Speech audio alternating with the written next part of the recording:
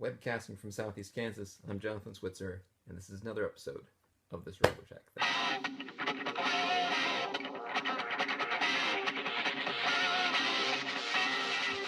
This week, we're going to take a look at some quick ROBOTECH news. I've got like 20 minutes of RoboJunk Get stuff that I want to show you. And at the end of the show, I will talk about an anniversary that just went by that is not really worth heralding, but has got some things on my mind. So, first and foremost, let us get started with some news.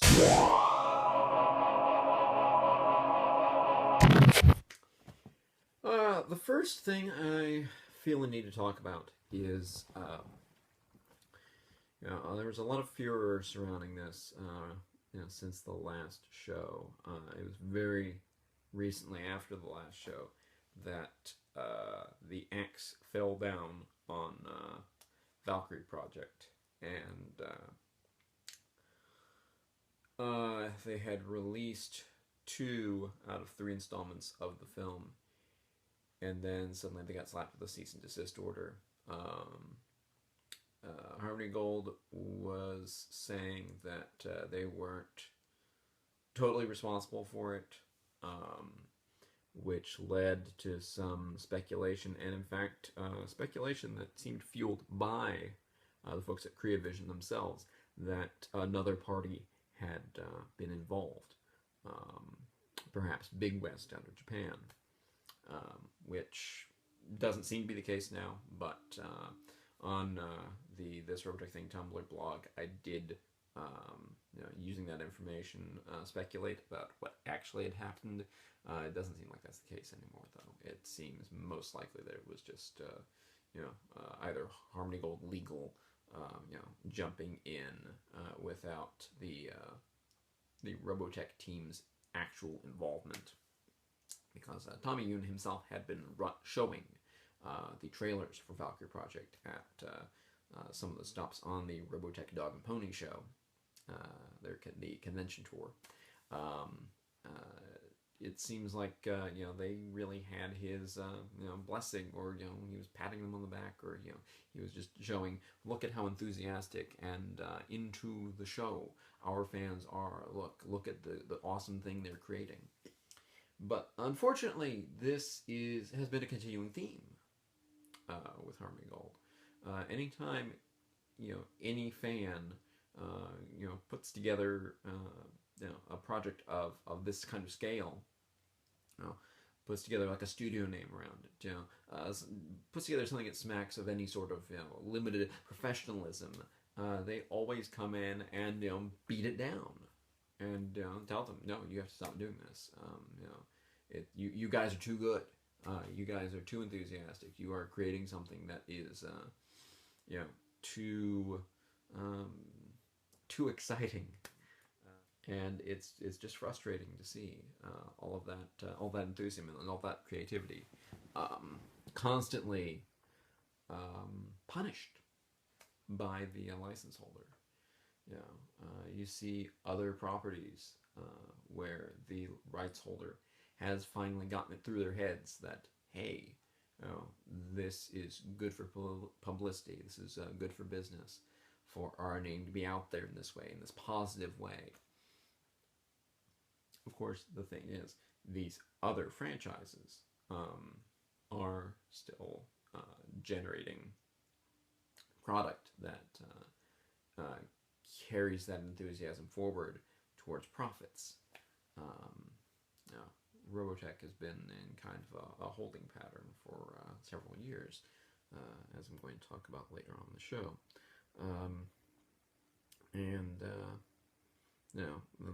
That's probably a large part of why these projects keep getting smacked down. It sounds like the folks at Creavision are regrouping and are going to be taking that creativity and energy and enthusiasm and putting it towards something that may be just simply ROBOTECH inspired, as opposed to ROBOTECH itself.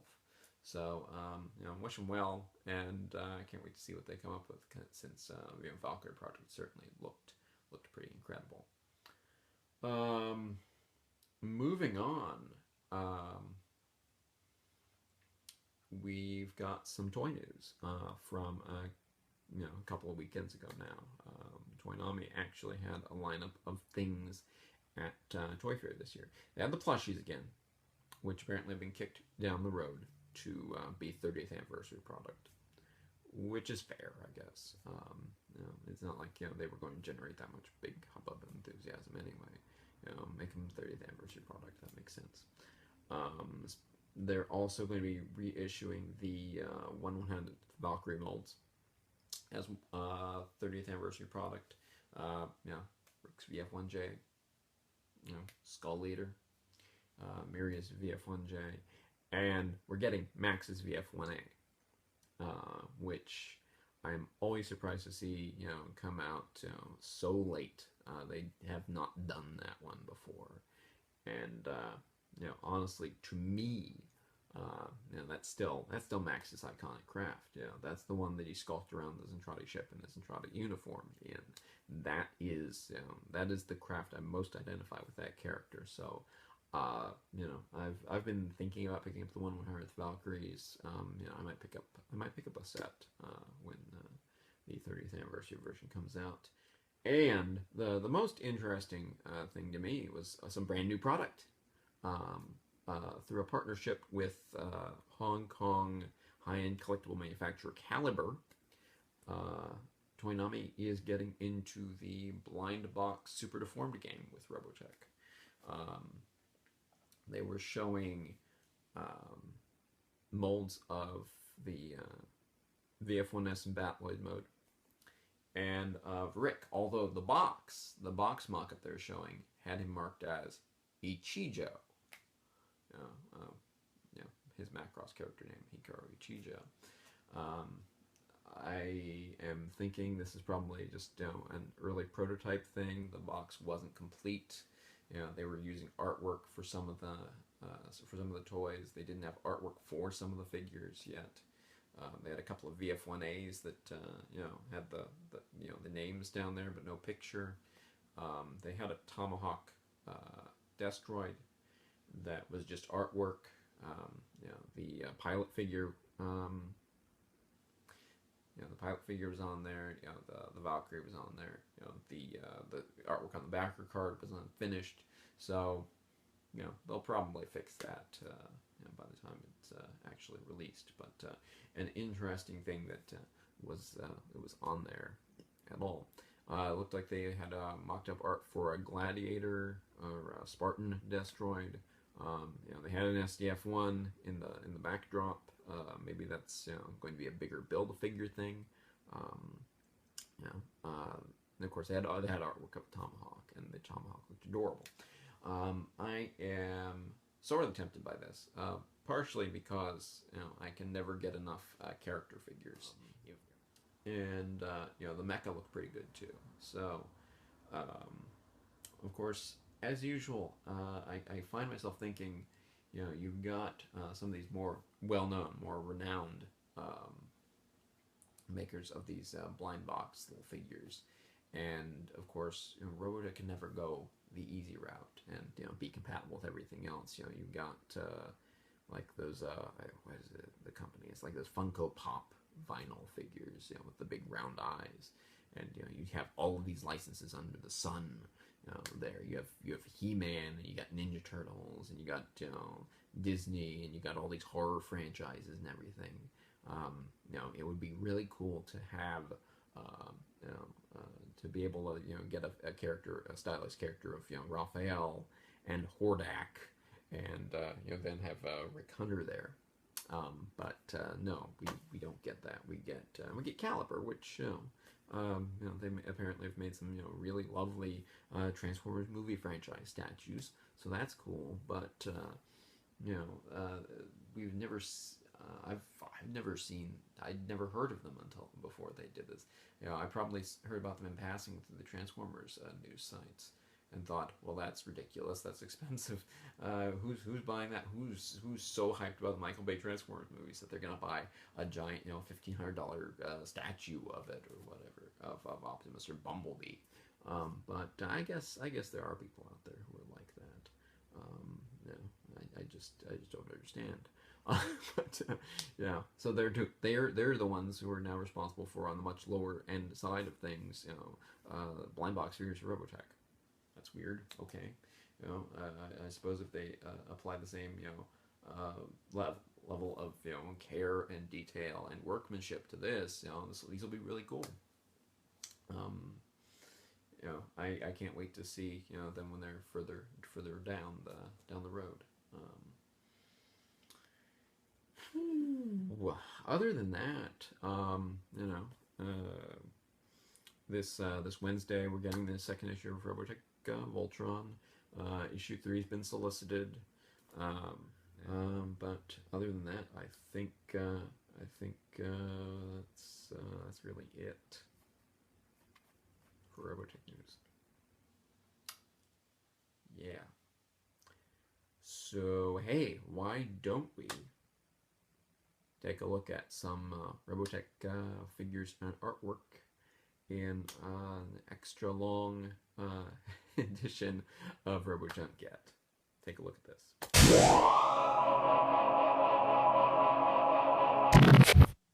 Now this episode, I'm going to try something a little bit different with RoboJunk Get.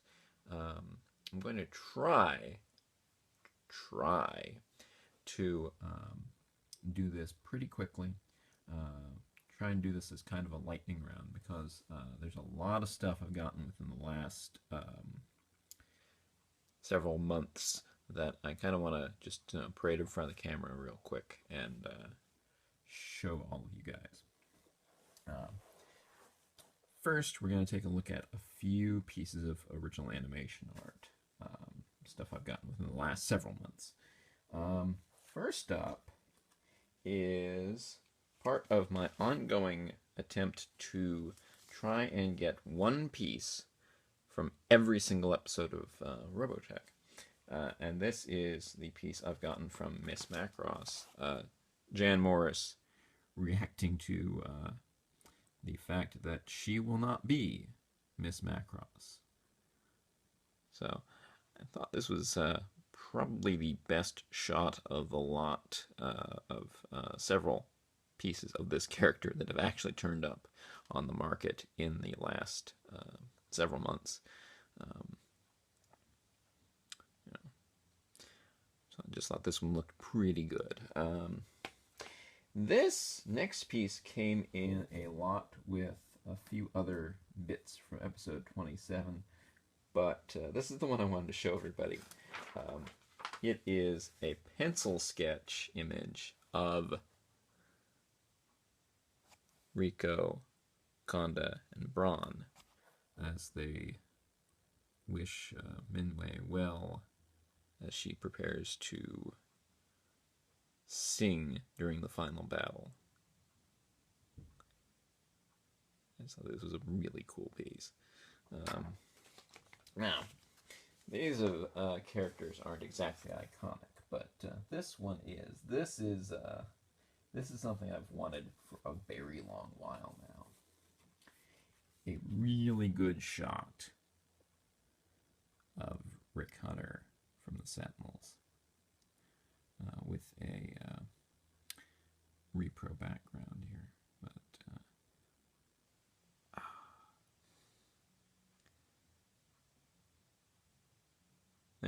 there's a minor ambition fulfilled right there. It's a really, really good shot of him. I'm really happy with that. Okay, so those out of the way. How about some toys? I just put up last week a gallery of photos of this with the same background I've got up here. So, unlocked, which is one of the problems with this toy. I got a beta fighter here. I finally broke down and got a beta fighter. This thing's heavy. This thing is nice and heavy. It's got a real heft to it. The legs are made out of die-cast metal. As a size comparison, there is Matchbox Rick Hunter. So you can see it, you know, in fighter mode, it's as tall as he is. Transformation is actually pretty simple. Take away this landing gear bit. This is an irritant. I really wish that it was able to stand free without the linking bar here. This is primarily to link this up with an alpha, but I don't have an alpha right now. So take that aside. Take off the metal wheels here. Okay. Now, we'll take the legs, swing them down.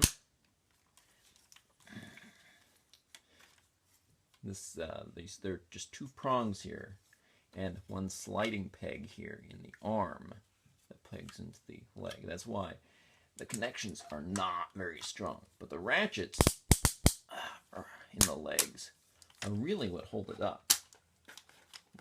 Swing the feet out, collapse the legs together. The legs have collapsed this way of their own accord. And we swing the crotch, some of the white parts out. Take the back thruster, swing that down. Okay, swing the cockpit down. The cockpit opens up, and there is a little rubbery speeded dude. Here, take a closer look at him. There he is. Oh, little rubbery speeded dude. Yep. And he doesn't really peg into his seat very well. So you'll notice, yeah, it looks like it's grinning. Because it can't close properly, because his noggin's scraping the top of the pilot's cabin. Let's see. Swing this up. Swing down the missiles. Alright. This is hard. This I've never quite gotten the hang of. You pull the arms down, and then I think that frees this up so that this collapses into place, and the head pokes out. Swing the arms down, slide the arm in, slide the arm in, swing the wing up, swing the wing up, swing out. This this hand here, flip it around, flip it around. It's very tight. It's kind of scary every time. Okay. Do the same over here. That one's significantly less tight. Rotate that around, open hand, and there you go. There it is in Battloid mode. And once again, for size comparison, we'll bring Rick back. So you can see how big that is. It is huge. It is huge and it's imposing, and I do like it. And I don't really want to blame it for being what it is, but you know, my one disappointment with it is it really does feel like an accessory for another toy. Now you can also slide that in, and reveal missile barrage. So this is actually a really nice, solid toy. I really, really like it. Aside from that sort of feeling that I have an accessory for a toy I don't have. It's a nice, solid piece, and I really wish that the Alpha Fighters were anywhere near as solid as this. My only real problem with it is you probably really didn't need those legs to be die-cast. It's almost... I think the toy would actually be better without that, and it almost seems like that's they're basically for die-cast fetishists, which of which I used to be one. About 10 years ago when I was really getting into collecting Japanese toys. But nowadays I do kind of think that sometimes it just winds up, you just wind up with a toy that whose legs want to collapse like that anytime you pick it up. You know, it's almost more trouble than it's worth. Okay, so there's that. And now, I think I'm going to be putting up a gallery of this before too long, probably within the week. This is a Yamato Tomahawk Destroid, which used to be called the Excalibur in Robotech, and I think, what is that? This is the Warhammer, I think, in Battletech. I was never a big Battletech guy. You'll notice I did put some of the stickers on because I just don't think it looks finished without those triangles on it. The only stickers I didn't put on were ones that went on this rounded surface here, a perfectly flat rectangular numerical sticker that goes right there, and then another one that goes on that rounded surface right there, which was completely ridiculous. They probably intend for you to actually cut that out, cut the number out and put it on there, but I'm not doing that. Do I look like somebody who can do that? I can't do that. My one big problem with this toy is that the torso tips back if you so much as tap it. But when you're actually standing it up flat-footed, the balance is actually really good, so it won't do that of its own accord. It just does that when you poke it. These guns, these little guns here, actually elevate, which is really cool. I love the red visor. You can't really see it in this lighting condition. Yeah, you can sort of see it there. I love the red visor. I love the very realistic looking light right there. I love how this missile battery actually opens up. On the Yamato one would expect nothing less. Of course, these open up like they did on the old Matchbox toy, only with much nicer looking missiles. I got the olive drab version because it was actually priced semi-reasonably. The articulation on this is nice. The articulation is very good. Very, very nice. The legs sort of rotate out. I know the knees click, but the knees are kind of a pain to click back, so I'm not going to do that. The little heels even rotate. That's really cool. It's a fantastic piece. I've always loved this mechanical design, and it was about $150. Pretty reasonable for that at this time. With all of the Yamato toys being basically out of print because Yamato went under before morphing into Arcadia, that's actually turned into a pretty reasonable price. And I think this one kind of held out at that price because nobody really wanted these to begin with. Although I'd been eyeing them up for years. Oh yeah, here it is, compared to one of the Matchbox figures. I don't have my Excalibur out, so the Bioroid will stand in its stead because the Excalibur and the Bioroid were the first two figures I ever got. You see, it's about the same height as this guy. I think the Excalibur would probably look a little bit smaller compared, but considering the shape and the silhouette are so close, it really is a testament to how good those old Matchbox Destroids actually are, by and large. Pulling this out, it felt instantly familiar to me, despite the fact that this does have much greater detail and much better posability.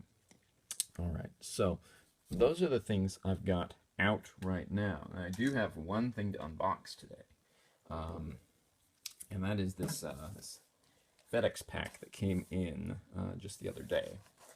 And what should be in here is some more animation artwork I got direct from Nippon.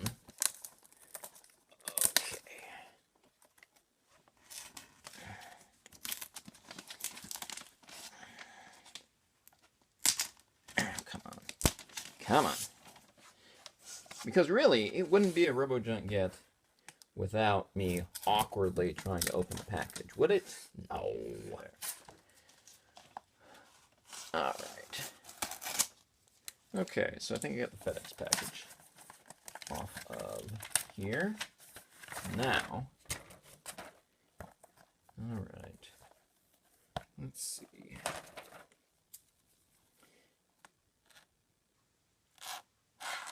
Okay, so you can sort of see the first item here. Oh, and you tape this up. How thoughtful of you guys. How thoughtful of you.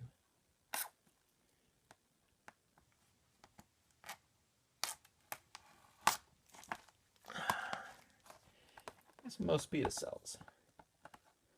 Got some weird and obscure most beta cells. The first one is... This was actually misidentified on Yahoo Japan as a cell from Urashi Man. However, you and I both know better. It is Dusty Airs from Hired Gun. This is a nice close-up shot of the outlaw figure who dresses exactly like the film version of Vampire Hunter D. The fact that Yoshitaka Amano designed Vampire Hunter D and Dusty Airs is probably responsible for the resemblance. Look, there's... Whoa, that's a weird sketch. Okay, I think I see how this cell works. I think this is probably 2 layers here. Anyway, Dusty Airs. So that's cool. This is a shot from Eulogy. This was on Yahoo Japan over and over and over again for like weeks and weeks and weeks and weeks, and I had finally decided to break down and get it because the Japanese selling price was only about $20. There's some other fees I had to pay on top of that, but hey, this is Rand just told Scott that Jonathan Wolfe is a traitor, and Scott is about to slug him, so that's fun. Considering my other Scott Bernard cell is of him accosting one of the old men in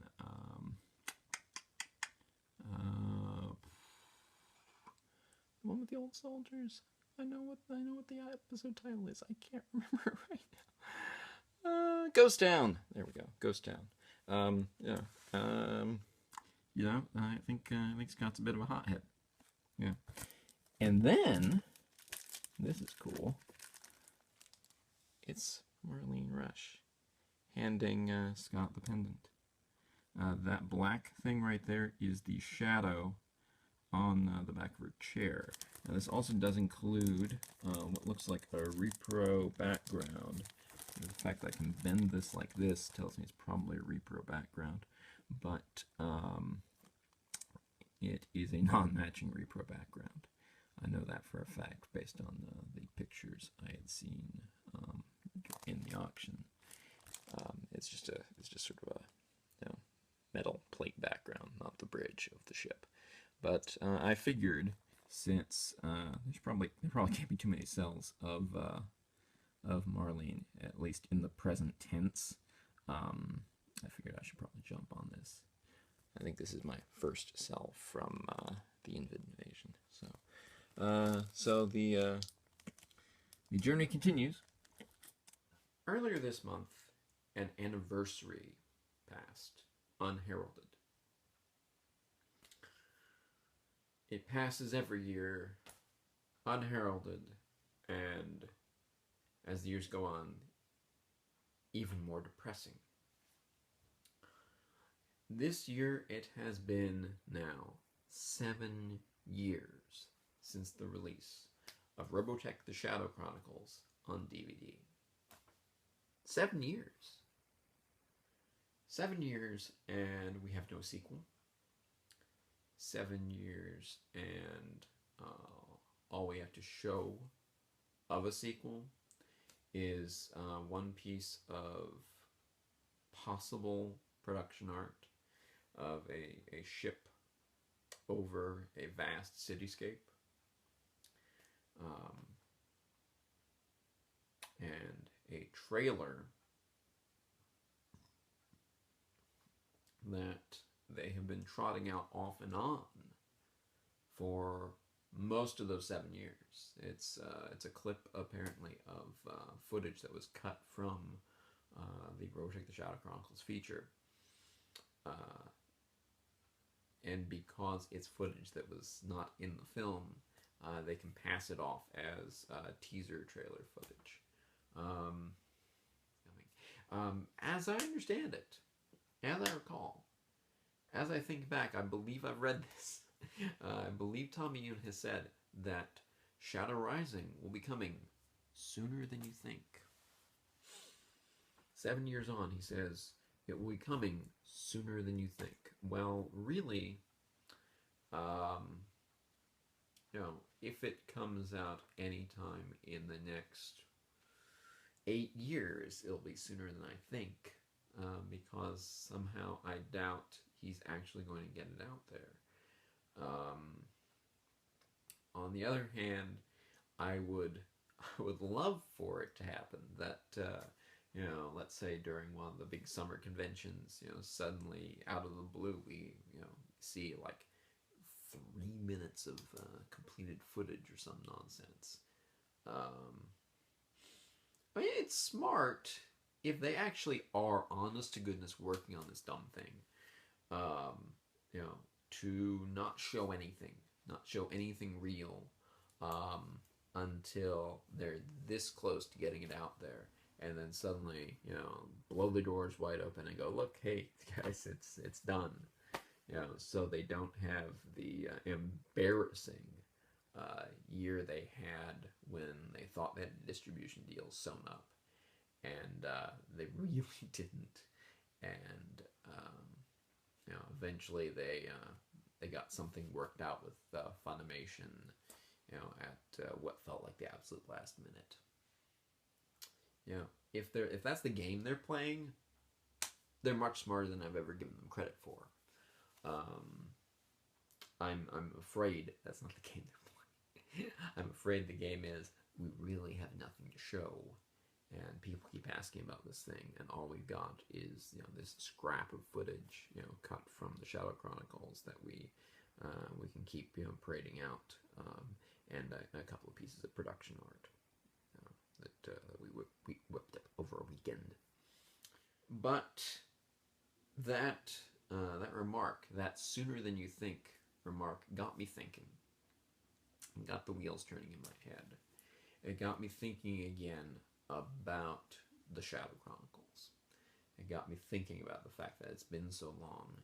And it got me thinking about the shape of the Shadow Chronicles and what seems to have shaped it.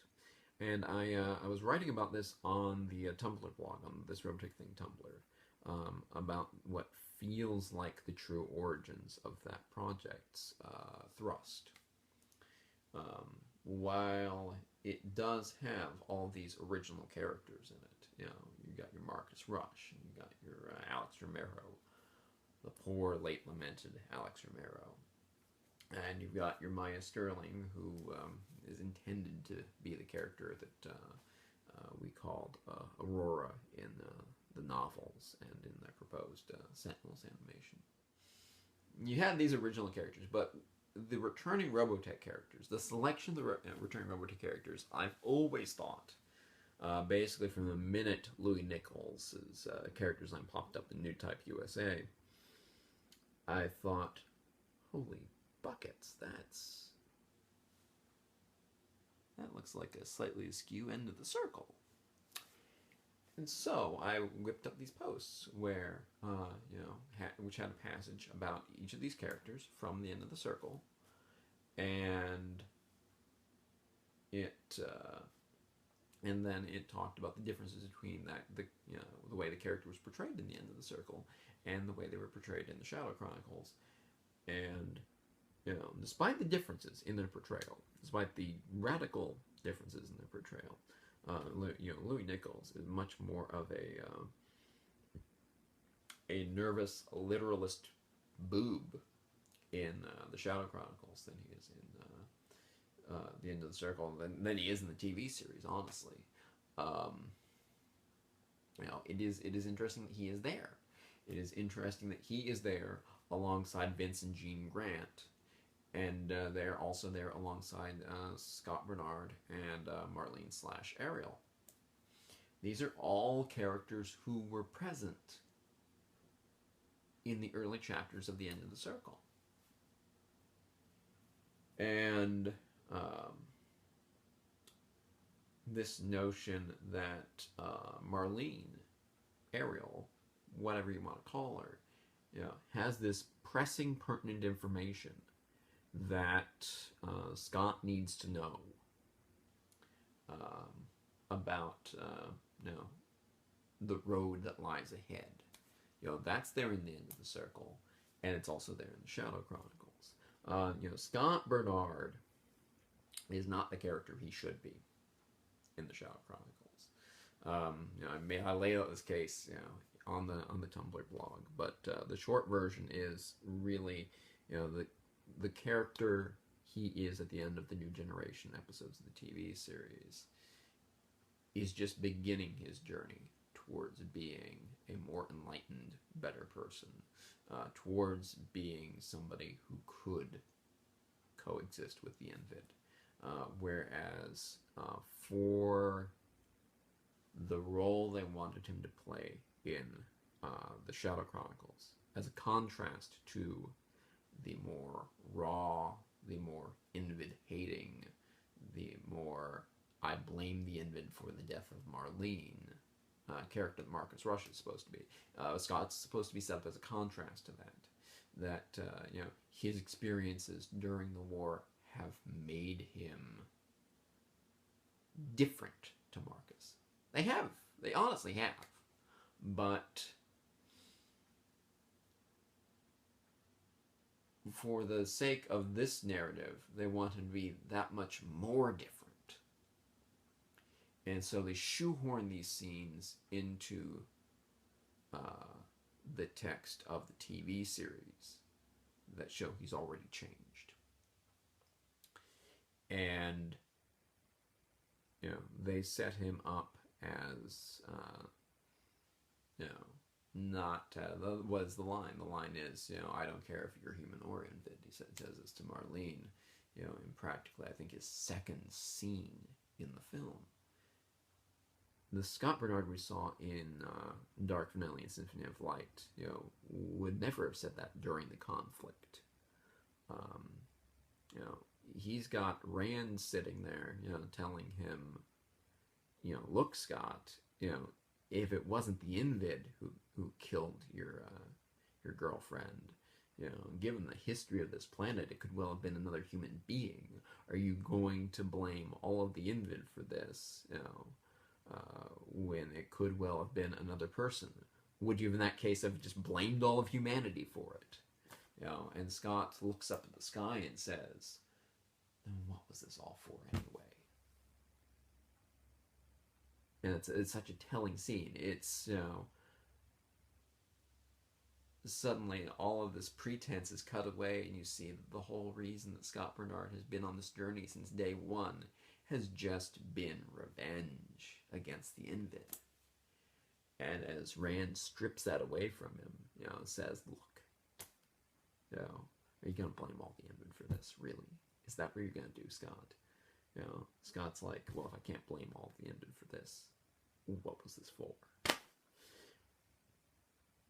This is not the enlightened character that we are presented with in the Shadow Chronicles. And in the End of the Circle, he is still that damaged character. In the End of the Circle, he keeps swinging back and forth, vacillating between, wanting to care for Marlene because he sees so much of Marlene Rush in her, and you're rejecting her for being an Invid.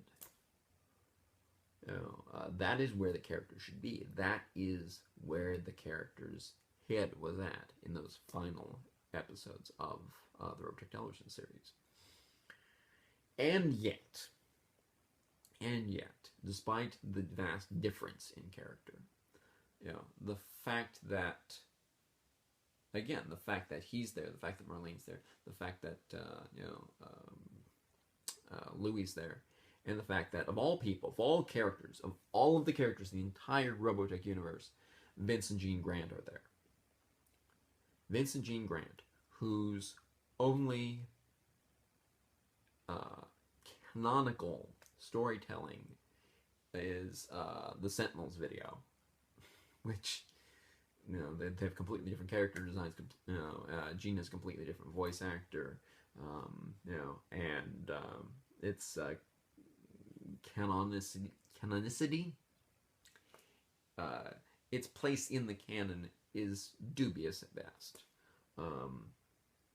You know, these are characters whose histories are, they need to be sort of laid out in scenes in the Shadow Chronicles because they're not in the TV series. They were created for Sentinels. Their history is going to be laid out there. You know,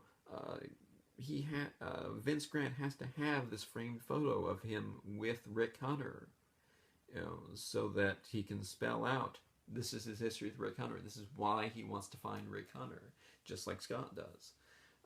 And it is honestly one of the, you know, best written, best acted scenes in the entire movie. It's a short little scene, but, you know, it's so well done that, you know, suddenly these are characters I would want to see more of. I've said this numerous times. But why would you pick those characters? Why wouldn't you just create new characters, for crying out loud? Unless you are roughly basing the shape of, the basic shape of the Shadow Chronicles on the end of the circle. That's the only reason you'd pick those characters out of everybody in the Robotech universe. You know, what ship do they all wind up on at the end of the movie? The Archangel.